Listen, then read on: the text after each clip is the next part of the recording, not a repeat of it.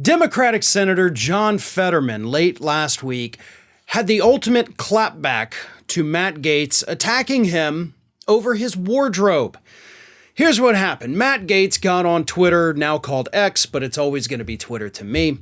And Matt Gaetz said, "Unfortunately, the United States Senate isn't a fair jury. It's full of fashion icons like John Fetterman."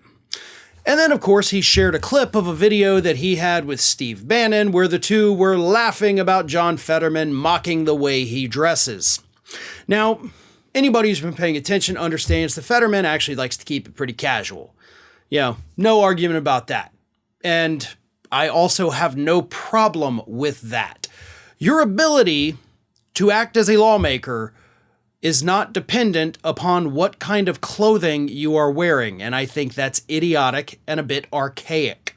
But anyway, after Matt Gaetz posted this on social media, Fetterman responded thusly, and a bit of a language warning, but I'm going to read it in its entirety. "Government shutdown in T-minus 16 days. Instead of crying about how I dress, how about you get your shit together and do your job, bud?" I love that. I love the simplicity of it. I love that he reminded the country that, hey, at the time we have 16 days till government shutdown. Now we got about 12 days at this point. And people like Matt Gaetz are actually instigating the shutdown. It's not that, oh God, the shutdown's inevitable. We got to scramble to do things. Gaetz and other members of the Republican Party are hoping for the shutdown. Gaetz is the one in particular who is like, if my hostage demands, my terroristic demands are not met, we're going to have a government shutdown. He is actively trying to make that happen.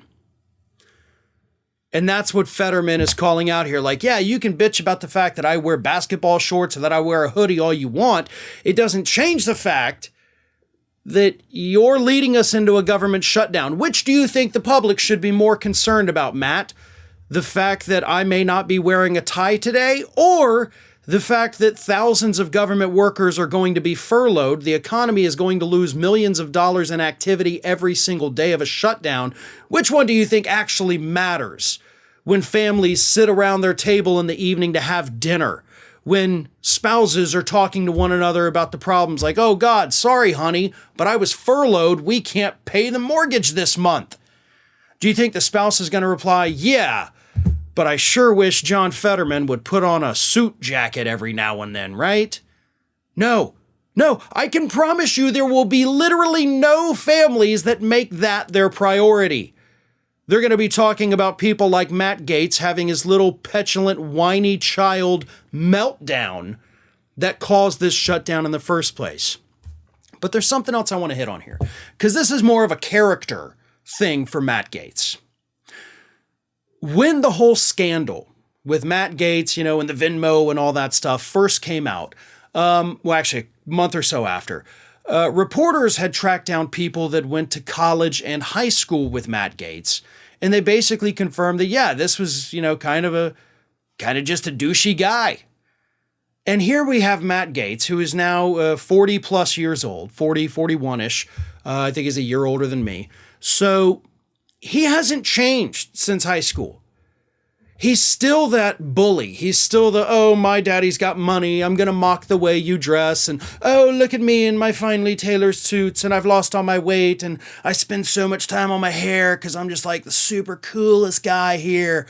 And you've got this guy, can't even be bothered to put on a suit. You're a bully. And one thing that most bullies are actually smart enough to understand, you're clearly not, but most bullies understand too, you don't bully somebody that's like twice your size. Because Matt, I know you've obviously seen John Fetterman, right? You've seen him enough to know how he dresses. You've also seen him enough to know that he could just go boink like a cartoon character and send you like 4 feet into the ground. So, I don't know, bud. Maybe watch it a bit. I'm not saying that John Fetterman would. All I'm saying is that if John Fetterman did and I was the only one there, I sure as hell wouldn't want to stop him. So pick your targets a little more wisely, because not only is John Fetterman bigger and far more capable than you, But based on his response on social media, he's also a hell of a lot smarter than you too.